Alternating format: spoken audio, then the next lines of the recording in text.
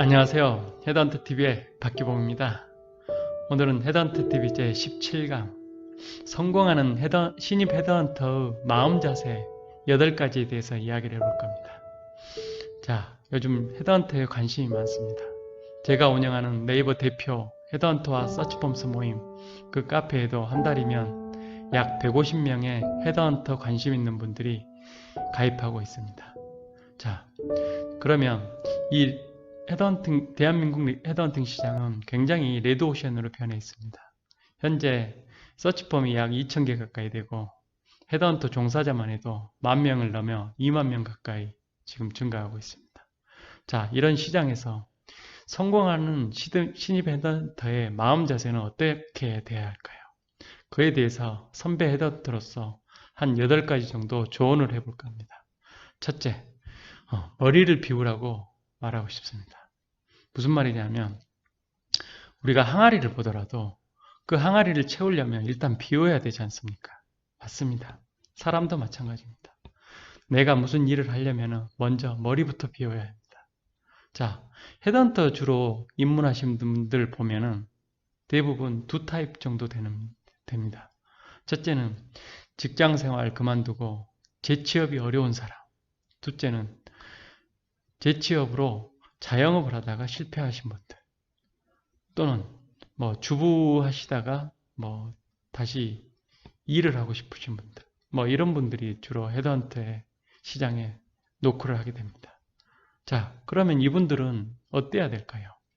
먼저 구직 활동하다 구직이 안 돼서 헤드헌터 시장에 오신 분들은, 자, 이분들은 항상 생각을 하겠죠.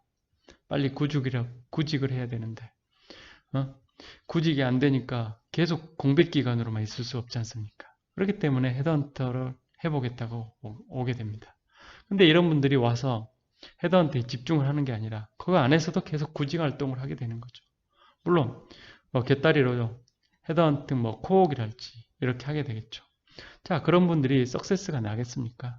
뭐 운이 좋아서 날 수도 있겠지만 뭐 대세에 지장 없는 미묘한 몸집이 되겠죠. 또 뭐 사업을 하시다 오신 분들, 그런 분들도 다시 뭐 사업을 어떻게 해볼까, 그런 잡다한 구상을 하다 보면 헤드헌터 일에 집중을 못하게 됩니다. 자, 이렇게 되면은 헤드헌터에 들어와 있지만은 몸은 여기 와 있지만은 머리는 항상 복잡해서 결국은 헤드헌터로서 성공적으로 안착할 수가 없게 됩니다. 그렇죠? 자, 두 번째는 자금 수지 계획을 세우라. 무슨 말이냐면 헤드헌터 일이라는 게 어떤 겁니까? 기업체에 우수 인재를 발굴하여 추천하는 역할을 하지 않습니까? 그런데 이 일의 사이클을 한번 보십시오. 기업체에 내가 마케팅, 영업을 해서 오더를 따는 과정, 또는 후보자를 발굴하는 과정, 그렇죠? 또 후보자를 추천해서 뭐 인터뷰 보고 뭐 평판조회하고 신체 검사 받고, 또 이분이 합격을 했다고 해도 바로 출근하는 게 아니지 않습니까? 뭐 한 달 후에 출근할 수도 있고, 그렇죠? 최소한 뭐 2주 있다 업무 인수인계를 해야 되기 때문에 그 후에 출근할 수도 있습니다. 그렇다 보면 여러분이 헤드헌터 입문해서 합격자 내서 수입이 들어오는 과정까지, 뭐 인보이스 발행해서 수입이 들어오는 과정까지 한 3개월, 또 어떤 경우는 늦은 분은 6개월이 걸릴 수 있습니다. 자, 이 과정이 굉장히 험난하고 복잡한 과정이 필요하죠. 이런 과정이 있는데 여러분이 자금이라는 것은, 가정이라는 것은 매달 또 학비랄지 뭐 식비랄지 매달 공과금이 들어가야 되지 않습니까? 자, 그렇기 때문에 여러분이 최소한 헤드헌터를 하려면 최소한 3개월에서 6개월 정도 자금 수지 계획을 세워놓고 들어오셔야 좀 안정되게 이 일에 집중할 수가 있습니다. 그렇지 않으면 당장 다음 달에 뭐 돈을 얼마 메꿔야 되는데, 그렇다고 보면 헤드헌터 일을 하는 게 아니라 다른 일에 또 몰두를 하게 되겠죠. 그런 경우는 또 금방 실패해서 헤드헌터 금방 하다가 단기간에 또 퇴사하게 되게 마련입니다. 자, 다음은 네 번째, 일찍 출근하라. 자, 모든 직업의 성패는 근태에 달렸다고 봅니다. 자, 무슨 일을 하려면은 남들보다 가급적이면 빨리 출근하여 그날에 어떤 일을 하고 어떤 계획을 세워서 오늘의 일을 마무리할 건지 나름대로 머릿속에 어떤 구상이 있어야 됩니다. 그렇죠? 남들보다 일찍 출근하여 자포탈에 들어가서 새로 올라온 이력서를 할지, 그렇죠? 또 새로 올라오는 구직 채용 공고를 할지, 이런 것을 스크린하여 남들보다 먼저 접촉을 하고 영업도 하고 그래야 되지 않겠습니까? 자, 우리가 헤드헌터를 하게 되면 헤드헌터라는 게 가급적으로는 회사에서 근태를 타이트하게 관리하지 않는 회사들이 많습니다. 그렇기 때문에 본인이 뭐 나태하려고 하면 끊임없이 나태할 수 있는 게 이 헤드헌터 직업입니다. 뭐 아침에 출근하면 교통이 막히다, 뭐 전철이 꽉 차다, 버스가 사람이 많다, 남들 다 출근한 다음에 출근해야지, 뭐 이런 마음 자세를 가질 수도 있습니다. 자, 그런 마음 갖는 순간 여러분은 이 시장에서 경쟁에서 일단 후퇴하게 되는 거죠. 그렇죠? 가급적이면 남들보다 먼저 출근해서 그날의 일을 플랜을 세우기를 바랍니다. 자, 가끔 보면은 헤드헌터 이제 오래 하신 분들이 이런 경우가 좀 많이 빠집니다. 뭐 오후에 출근하는 사람들, 그렇죠? 뭐 아침에 늦게 출근해서 인터넷 좀 보고 그날에 뉴스 보고 그러면 오전 또 금방 가지 않습니까? 그럼 점심 먹으러 갔다 와서 또 커피 마시고 또 그러면 또 오후에 또 1시간 정도 훌쩍 가고 잠깐 자포탑 서칭 한두 시간 하다가 오늘은 사람이 별로 없네 하고 또 퇴근하는 경우도 있습니다. 자, 이런 분들이 결코 헤드헌터로 성공할 수 없는 사람이죠. 자, 이분은 이미 근태에서 실패했기 때문에 결코 헤드헌터로서 성공하는 인생이 되지 않을 겁니다. 자, 다음은 5번째. 부정적인 사고를 멀리하라. 무슨 말이냐면, 자, 이 일이 자꾸 거절에 익숙해지는 그런 직업입니다. 또 우리가 갑이 아니지 않습니까? 을이다 보니까 자꾸 어떤 피해의식이랄지 부정적인 의식이 쌓이게 됩니다. 그렇다기 보면은 어떤 기업을 보더라도 저 기업은 이미 서치폼을 많이 쓰고 있기 때문에 내가 마케팅을 해도 거래처로 등록이 안 될 거야.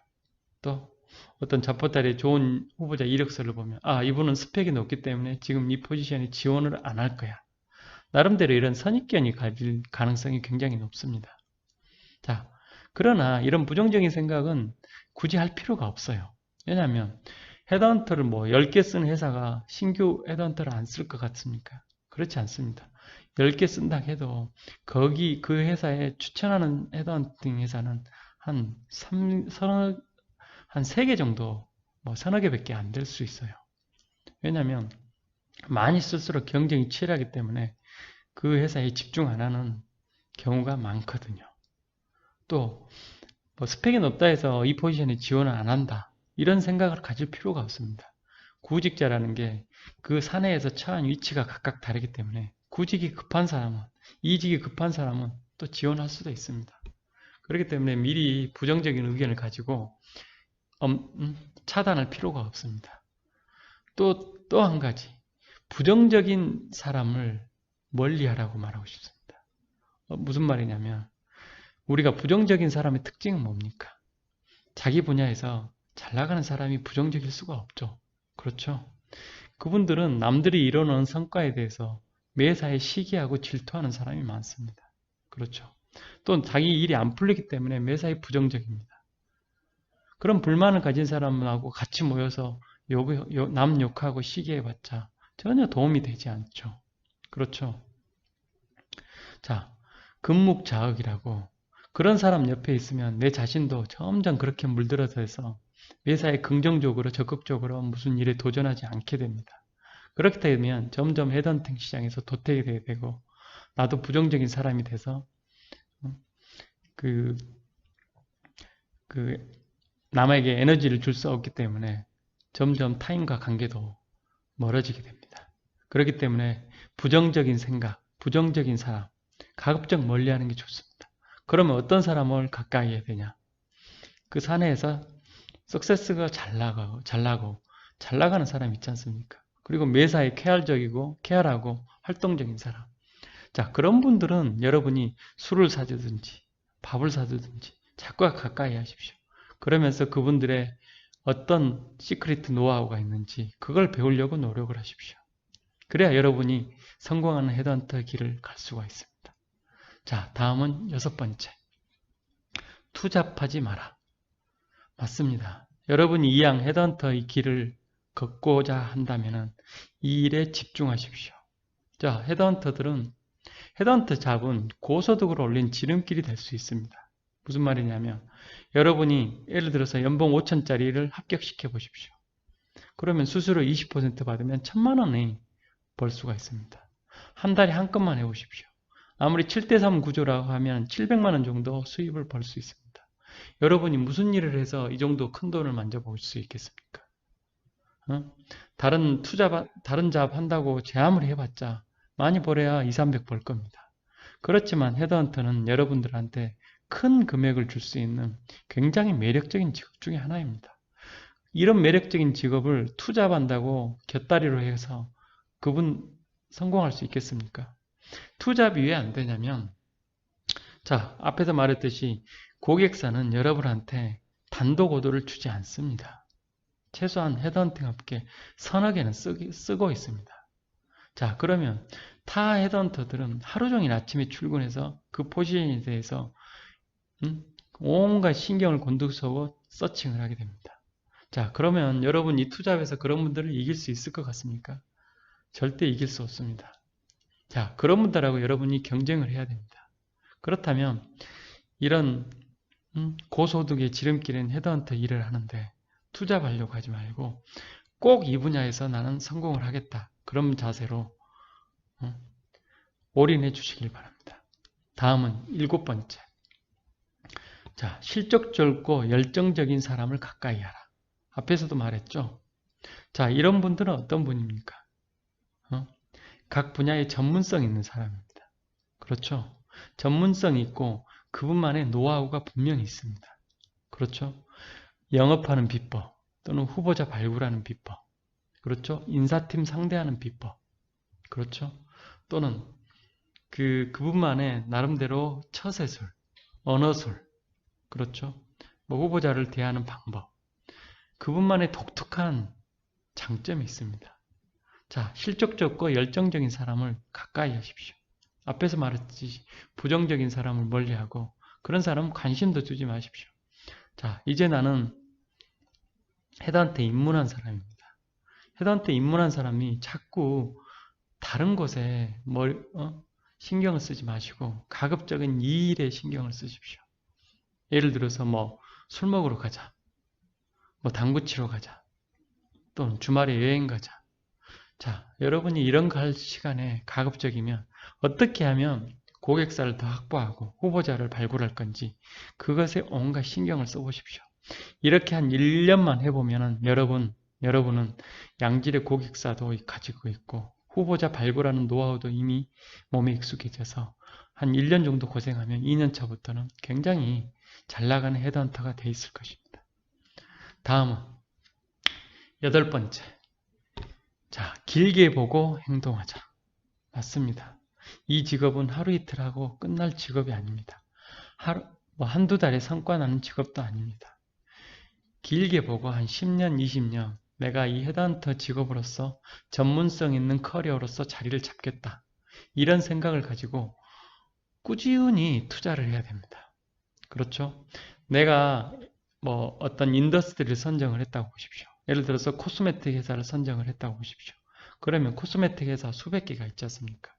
자, 이 분야에 내가 전문가가 되겠다. 그러면은 A부터 Z까지 회사에 있으면 그 회사들 하나씩 착착착 쳐가 내 거래처로 만들겠다고 생각을 하면서 끊임없이 발굴을 하십시오. 또 그 인더스트리에 집중하다 보면 그 회사에 맞는 포지션이 많이 나오지 않습니까? 뭐 마케팅이면 마케팅, 연구원이면 연구원. 그런 후보자들을 계속 컨택을 하다 보면은 그 후보자가 추천해주는 후보자도 있을 것이고 그렇다 보면은 내가 이 분야에 점점 자신감을 갖게 되면서 계속 눈덩이처럼 실적이 불어나게 됩니다. 또 쉽게 접근할 수도 있고요. 자, 이 직업은 하루 이틀에 되는 직업이 결코 아닙니다. 그렇죠? 끊임없이 내가 그물을 쳐서 그 그물에 고기가 걸리기를 바랄 정도로 계속 길을 닦으시길 바랍니다. 자, 마지막으로 또 제가 당부하고 싶은 가지, 가장 중요한 얘기는, 자, 자부심 있는 내 직업에 자부심을 가지라는 겁니다. 자, 헤드헌터는 어떤 일을 하는 사람입니까? 구직자들, 이직자들, 실직자들, 이분들에게 빛과 소금이 되는 직업입니다. 그렇죠? 또한 제3의 인사팀으로서 인사팀이 못한 그 핵심 인재 발굴의 선두에 서 있는 직업입니다. 자, 대기업이든 중소기업이든 인사팀들 핵심 인재 발굴 끊임없이 목마르고 있지 않습니까? 자, 삼성, LG, 현대차, SKT 이런 회사들 다 서치폼 쓰고 있습니다. 그럼 그분들이 인사팀이 수십 명 인사팀이 있는데 그분들은 뭐 하기 때문에 헤드헌팅 회사를 쓰겠습니까? 자, 우리 헤드헌팅 회사의 노하우가 있기 때문에 쓰게 되는 것이죠. 자, 인사팀이 뭐 단순히 채용만 하는 것도 아니지 않습니까? 우리처럼 하루 종일 채용에 포커싱이 맞춰두는 게 아니지 않습니까? 그렇죠? 자, 이런 소중한 일을 하는 우리 헤드헌터 직업에 대해서 자부심이 없으면 안 됩니다. 우리는 그 남들이 못하는 우리만의 전문성을 가지고 있습니다. 앞으로 채용 시장도 많이 변하고 있습니다. 옛날에 대량 공채 시대에서 수시 채용 구조로 채용 패러다임이 완전히 변했습니다. 수시 채용에서 가장 강점이 있는 사람이 누구겠습니까? 스타 플레이어는 바로 우리 헤드헌터입니다. 그렇죠? 그렇기 때문에 갈수록 헤드헌터 역할은 점점 더 소중해지고 인공지능 아니라 그 인공지능 할아버지가도 대체 불가능한 영역이 될 것입니다. 자, 오늘은 헤드헌터 신입 입문자들 또 신입 초보자들에게 헤드헌터 선배로서 한 8가지 정도 조언을 해드렸습니다. 여러분, 제 강의가 도움이 되시면 좋아요와 구독을 눌러주시기 바랍니다. 여러분의 작은 성의와 관심이 이 헤드헌터 TV를 더 고품격, 양질의 헤드헌터 TV로 만들 수 있습니다. 이상 헤드헌터 TV의 박기봉이었습니다.